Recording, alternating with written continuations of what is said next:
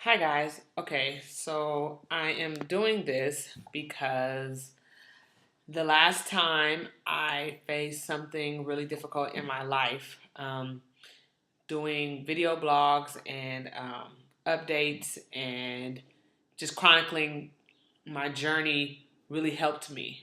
And this became my outlet.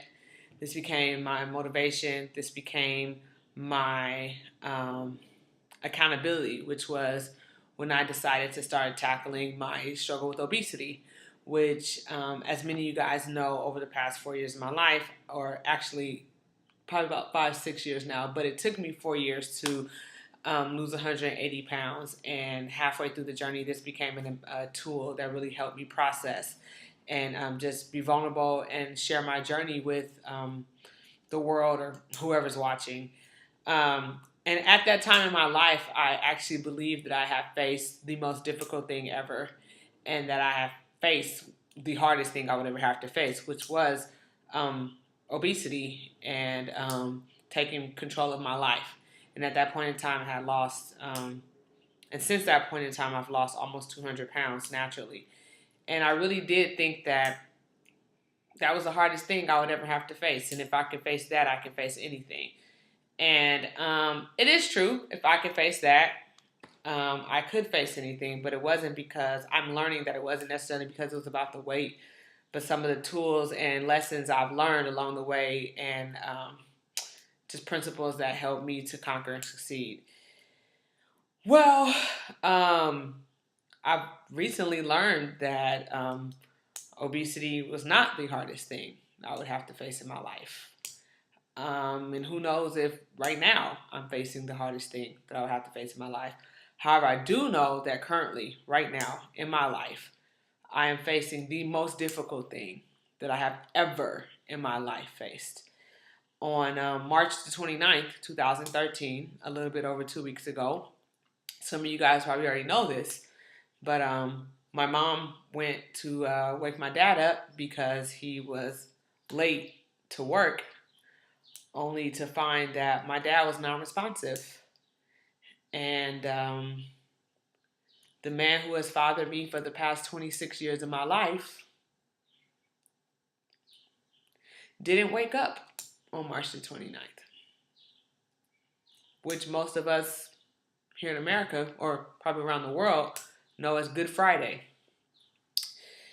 And Good Friday, I was sitting right here at this table when I got a call from my mom that said, I'm sitting here eating Cheerios, and I get a phone call from my mom, and I pick up the phone, and she says, Lily, I tried to revive your dad. I was like, what? And she goes, I tried to revive your dad. And I flipped out. For about 30 seconds, I lost my mind.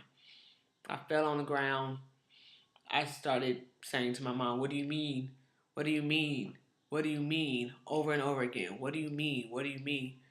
Because I know that try, without any words after that, means it was unsuccessful. And so I don't know what this journey is going to look like. I don't know what tomorrow is going to look like. I don't know what 10 minutes from now is going to look like. What I do know is that on March 29th, 2013, the man that's fathered me for the past 61 years, he was 61. The man that's fathered me for the past 26 years of my life didn't wake up. And I can tell you that this is much harder than conquering obesity. But for some reason, I believe that that journey has prepared me in some way to face this one. They're different journeys, but nevertheless, they're both journeys, ones that I have to face, that seem impossible, seem overwhelming, seem difficult. I don't see the light at the end of the tunnel, but both of those journeys, I know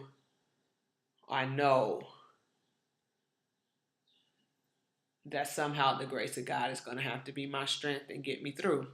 My pain is real. My faith is real.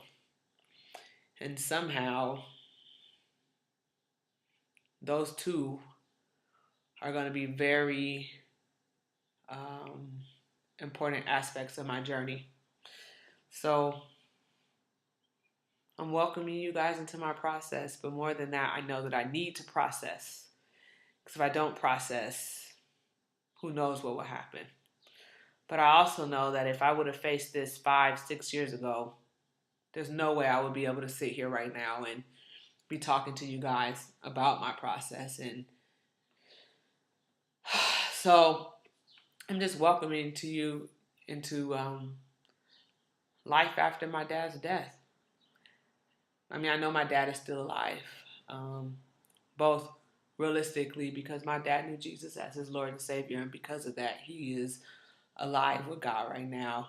But he's also alive because I'm going to keep him alive in my life, and my siblings will do the same, and my cousins and my aunts and my uncles, my family, what my mom calls my village. But this is tough. But the last time I went through something really hard, this helped me make it through. So sometimes you got to cling to what you know. So welcome to my journey, or the continuation of my journey. This thing called life. It can really suck sometimes, but you know, one thing that I am that keeps me going is I say to myself, if my dad can see me living, and I pray to God that he can still see me living, how would I want him to see me living? If my dad is looking down on me right now from heaven, watching me do this video, or whatever he's doing, if my dad can see me living right now, how would I want him to see me living? He's invested a lot in me just by his mere presence in my life, and I don't want to waste his investment. My dad sees me as strong. My dad sees me as resilient. My dad sees me as a conqueror. My dad sees me as someone who lives life. My dad sees me as someone who tackles hardship. My dad sees me as someone who has a joy and a thirst for living. And that's what I'm committed to doing. Showing up every day, not knowing how I'm going to make it through that day, but showing up. Some mornings I don't want to get out the bed. Some mornings I don't want to do anything. But, I choose to keep living in the midst of my sorrow and my pain and my frustration and my anger and my disappointment and my fears and my anxiety and sometimes my feelings of hopelessness. I choose to show up. Sometimes that's all you have the strength to do. But today, right now, I choose to be present in the affairs of my own life and to trust that for whatever reason, God was already here before I got here. And he's prepared me to face whatever it is that I have to face. And more than that, there's going to be a story to be told. So though I don't see it, I can't feel it, I have no idea what it looks like, I know that I serve a God who is faithful, and He said he never put more on me than I can bear. But I'm realizing that doesn't mean he'll never put more on me than I can bear, because I can't bear this. But I know that means he'll never put more on me than what he'll strengthen me to bear. So I'm trusting him to be my strength, because I feel completely weak. And I'll be real with you guys, the two most difficult times of my day are right before I go to bed and right when I wake up in the morning, because those probably the two most silent times and moments where I'm thinking the most. And right before I go to bed, it's probably the moments where I'm like, what did today mean? And when I get up, it's the moment where I ask myself, can I face today? What will be the purpose in living today? And each day, I'm okay with having its own reason. Today I know I'm living off of yesterday's sermon, yesterday's experience at church that gave me hope that this isn't it, and that there's a testimony on the other side of this process. Hell, there's probably a testimony in it. So that's today's hope. Today's hope is I'm believing on yesterday's word, and each moment is its own.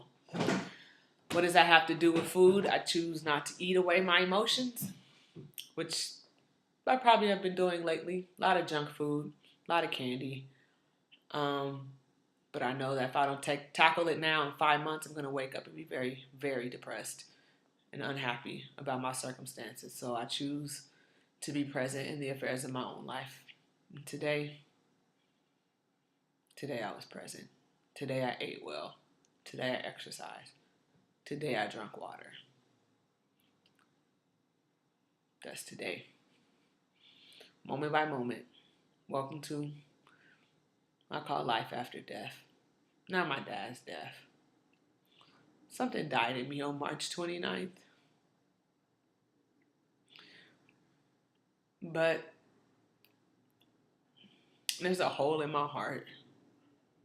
There's an emptiness that I can't explain. But I know that there's life after death. Something God's going to do in me. And I don't see it now, but I trust him.